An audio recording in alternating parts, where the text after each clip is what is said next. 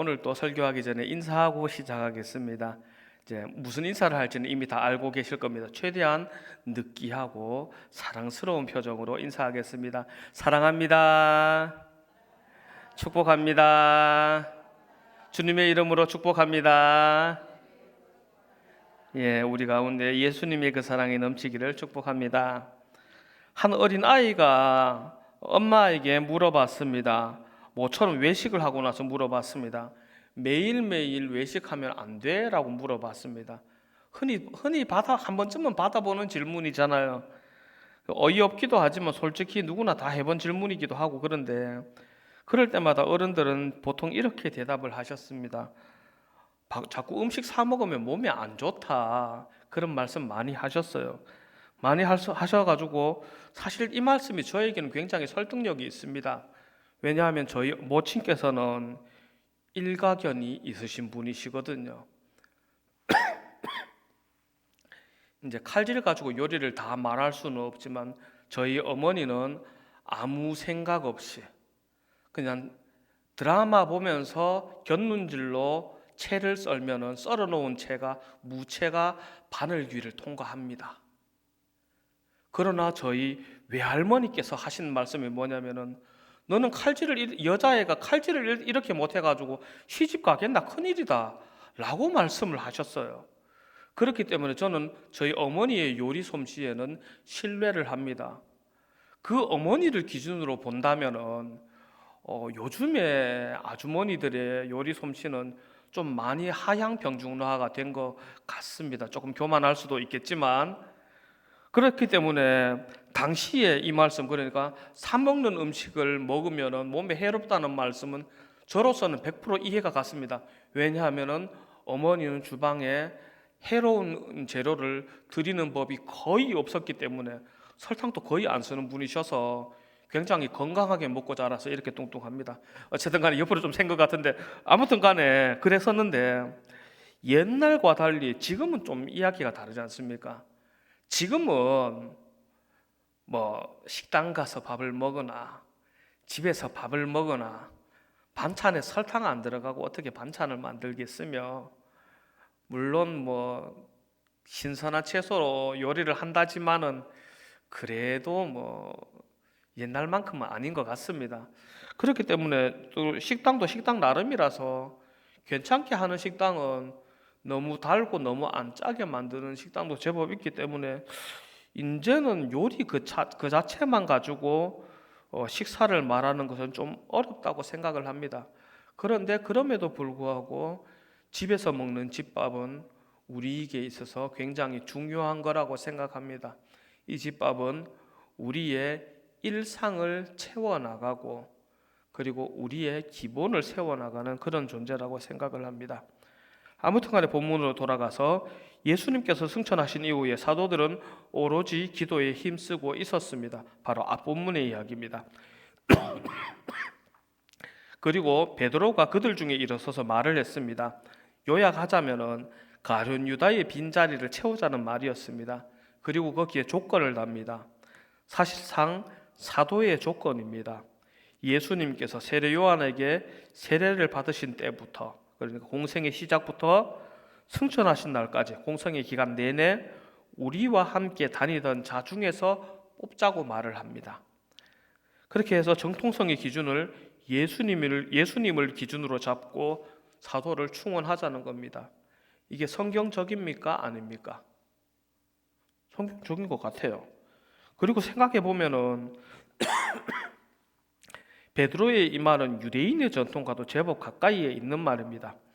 애초에 사도의 숫자가 12명인 것도 이스라엘 지파의 숫자와도 동일하고, 그리고 숫자에 의미를 붙여 말하기 좋아하는 유대인의 특성으로 봐도 12는 특별한 숫자고, 그리고 또한 빈자리를 채우고 싶어하는 심리도 깔려 있었을 것 같습니다. 예를 들어서 사사기 말미에 레위인의 첩 사건이 한번 있었지 않습니까?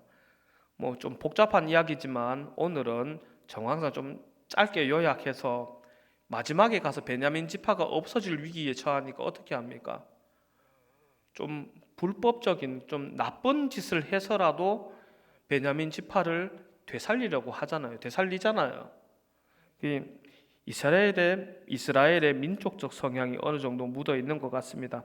아무튼 간에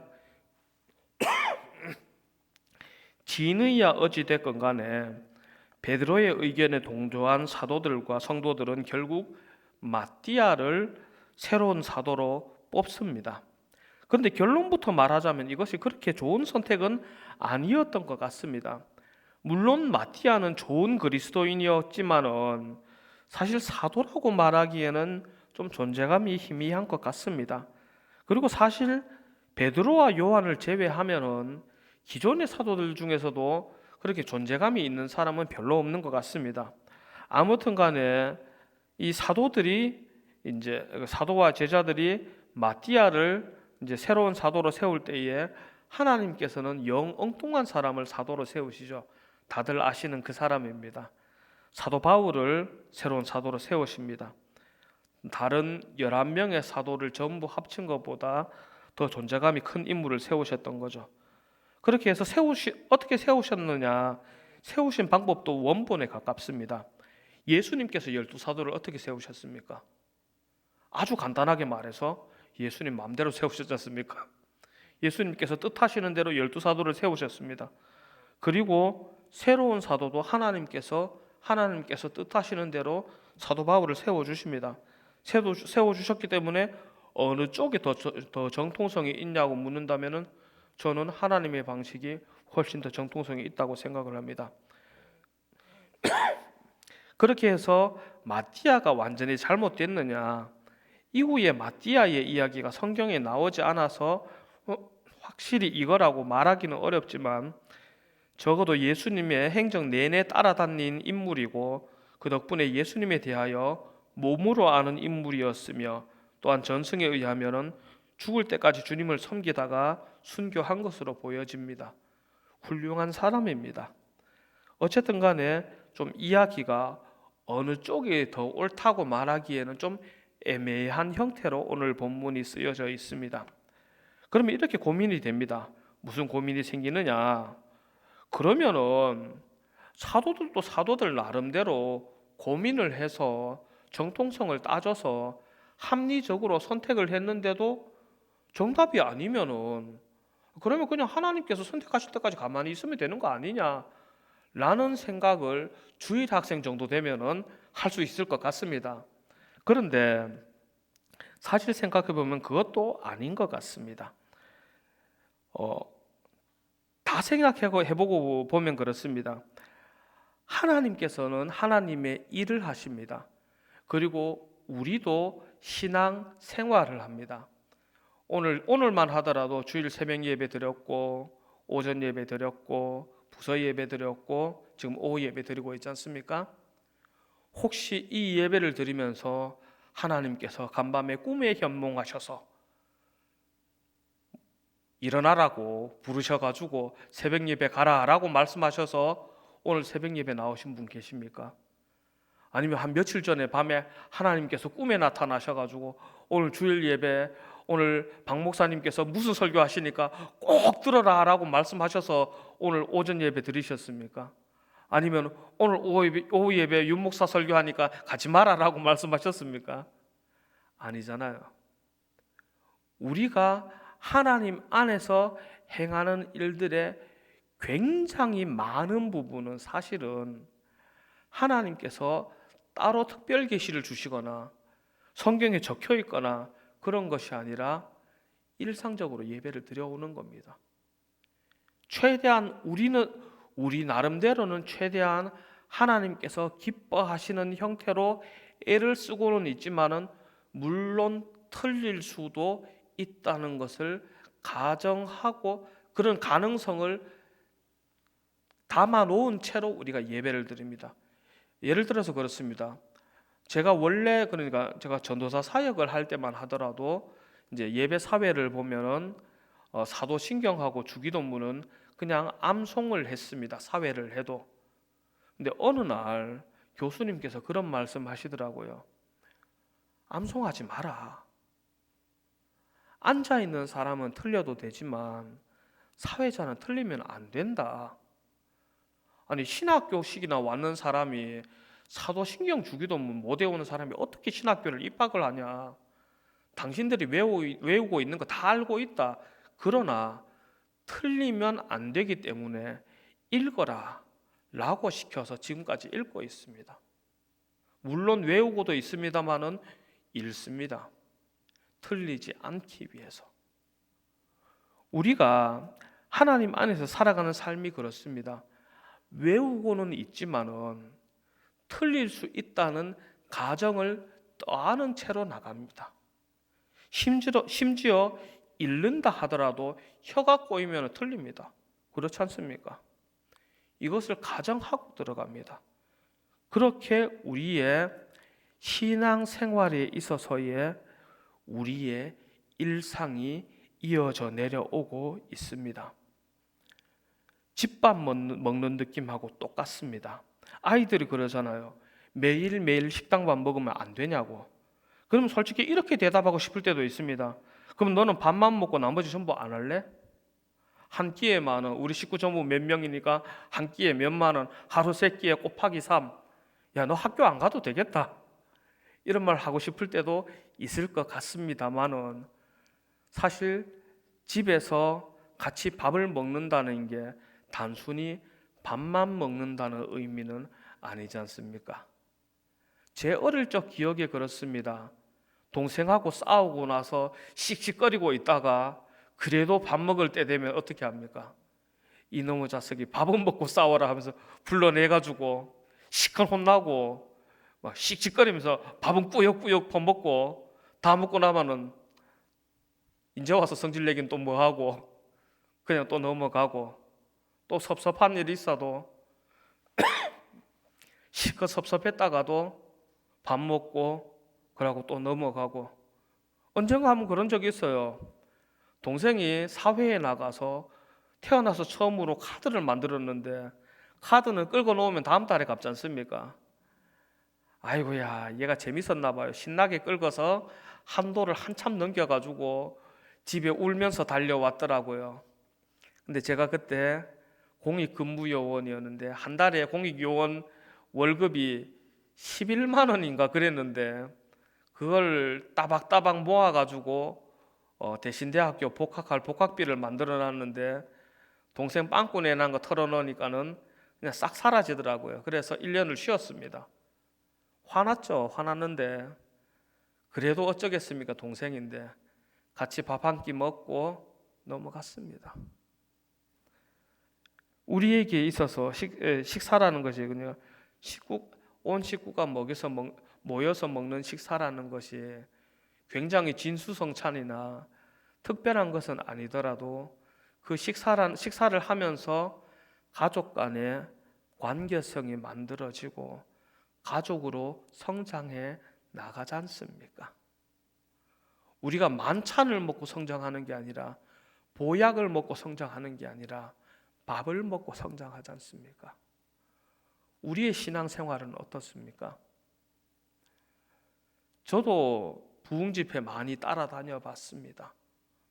정말 열심히 따라다녀 봤는데 그 집회를 통해서 내가 눈물 많이 흘리고 열심히 찬송하고 은혜 받았다고 그렇게 말을 하고 그렇게 많이 돌아옵니다. 저도 그런 경험 많이 해봤습니다. 많이 해봤는데 우리가 그리스도인으로서 성장한다는 것이 기도 잘하고 말 잘하고 감정적이고 찬양 잘하는 것이 그게 정말 성장하는 걸까요? 아니면은 서로 맞지 않음에도 불구하고 용서하고 품어주고 양육해 나가는 것을 통해서 이루어지는 것이 성장함일까요? 오늘 사도들의 그 계획들이 그 해놓은 일들이 결과적으로 보면은 실패일 겁니다. 왜? 주님께서 원하신 사도는 다른 사람이었으니까. 그러나 이 사도들이 내일을 알 수 없음에도 불구하고 최선을 다하여 실패할지라도 앞으로 걸어나가는 이 걸어나감은 사도들에게 있어서 성장이었을 겁니다. 우리는 일상을 살아갑니다. 늘 성공하지는 못하는 일상을 살아갑니다. 우리의 예배 역시 그러하고 신앙생활 역시 그러합니다. 오히려 성공보다는 실패가 더 많은 예배 생활을 하고 있는지도 모르겠습니다. 하지만 바로 그 일상이 있기 때문에 비일상도 가능합니다. 사람은 영양제 없이는 살 수 있어도 식사 없이는 살 수가 없고, 그리스도인은 부흥 집회 없이는 살 수 있어도 주일 예배 없이는 살 수 없습니다. 설령 앞에 있는 윤 목사가 오늘 죽을 수고 있어도 결국 우리의 인생을 구성하는 대부분은 특별함이 아니라 평범함입니다. 그리고 그 평범함의 대명사를 저는 일상으로 지목했습니다. 그렇기 때문에 일상과 비일상이 공존하듯이 하나님의 특별하신 개입과 사도들의 평범한 고민과 결론이 공존할 수가 있습니다. 그렇기 때문에 오늘 우리는 우리의 신앙생활에서 고민해야 합니다. 비록 그것이 실패의 확률을 품고 있더라도 고민해야 합니다. 그런 이유로 설교를 준비하다가 문득 큐티의 존재에 대해서 한번 생각해 보게 됐습니다. 저는 개인적으로 큐티에 대해서 별로 안 좋게 생각을 했습니다. 왜냐하면은 큐티는 전문 사역자가 어떻게 해주는 게 아니지 않습니까? 자기 스스로 하는 거지 않습니까? 평범하게 책을 사서 매일 조금씩 성경을 읽어 나가면서 스스로 적는 거니까 틀릴 확률이 너무 높아요. 그래서 누군가 큐티 해놓은 거를 이렇게 봐도 그렇고, 큐티 이제 나눔을 하면서 하는 걸 봐도 저건 아닌데라고 생각할 때가 10번 중에 한 6, 7번은 됩니다. 그러니까 큐티 이게 의미가 있나라고 생각을 한 적이 한두 번이 아니었는데, 한번 기간을 길게 두고 몇 년씩 꾸준히 큐티를 해보니까 느끼는 게, 사람은 이렇게 실수하고 실패하고 오해해가면서 하나님을 알게 되는구나 라는 생각을 하게 됐습니다. 그리고 나서 이제 가만히 생각해 보니까 제가 1998년도에 첫 설교를 했을 때에 이게 옳은 건지 그런 건지도 모르고 설교할 줄을 모르니까 제일 쉬운 방법이 뭐겠습니까? 남의 설교 갖다 뺏겼습니다. 뺏기는 건지도 몰랐어요. 지금 와서 생각해 보니까 전부 뺏긴 거였는데, 어쨌든 간에 나름대로 열심히 하기는 했지만은 구멍난 게 한두 개가 아닌데, 그러면서도 성장하게 하신 하나님의 은혜를 다시 한번 생각하게 됐습니다. 그런 의미에서 사도를 세우는 베드로와 사도들의 이야기에서 우리의 일상에 대한 이야기를 생각해 보았습니다. 우리 성도님들께서는 오늘의 일상 속에서 하나님을 찾고 계십니까? 그것이 성공이 됐든 실패가 됐든 그 모든 삶 가운데 여러분을 사랑하시는 하나님을 저는 믿습니다. 그리고 그 하나님의 은혜가 여러분의 일반적인 일상적인 신앙생활을 계속해서 성장해 주실 것이라고 믿습니다. 그런 일상적인 은혜가 우리 성도님들 모든 삶에 항상 넘쳐나시기를 주님 안에서 축복합니다. 잠시 기도하겠습니다. 거룩하신 하나님 아버지, 주님의 크신 은혜를 감사합니다.